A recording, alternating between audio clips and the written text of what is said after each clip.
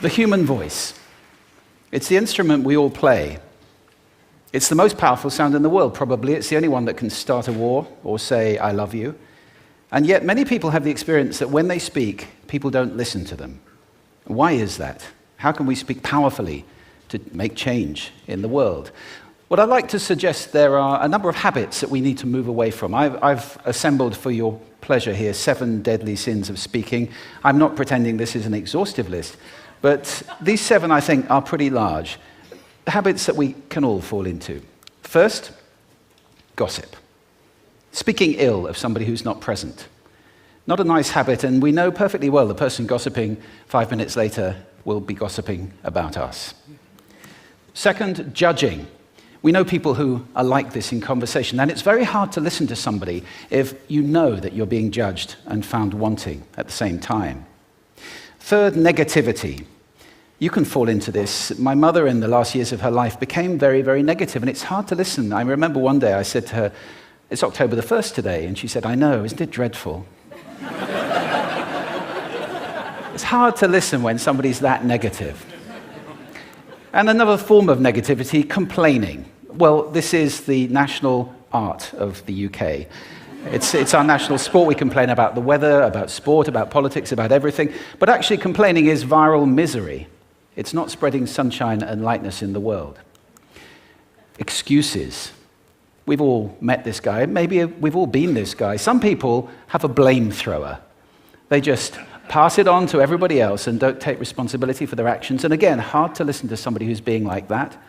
Penultimate, the 6th of the 7, embroidery, exaggeration. It demeans our language, actually, sometimes. For example, if I see something that really is awesome, what do I call it? And then, of course, this exaggeration becomes lying, out and out lying, and we don't want to listen to people we know are lying to us. And finally, dogmatism. The confusion of facts with opinions. When those two things get conflated, you're listening into the wind. You know, somebody is bombarding you with their opinions as if they were true. It's difficult to listen to that. So here they are, 7 deadly sins of speaking. These are things I think we need to avoid. But is there a positive way to think about this? Yes, there is. I'd like to suggest that there are 4 really powerful cornerstones, foundations, that we can stand on if we want our speech to be powerful and to make change in the world. Fortunately, these things spell a word.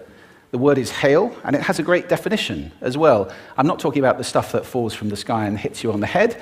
I'm talking about this definition, to greet or acclaim enthusiastically, which is, I think, how our words will be received if we stand on these 4 things. So what do they stand for? See if you can guess.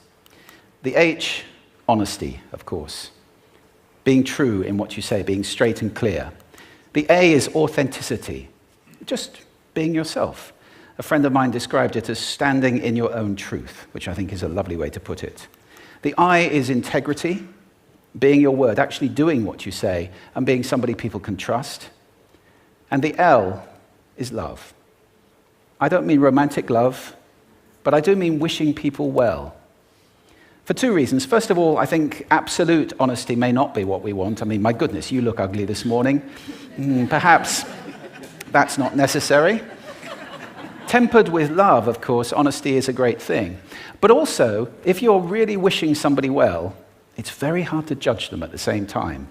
I'm not even sure you can do those 2 things simultaneously.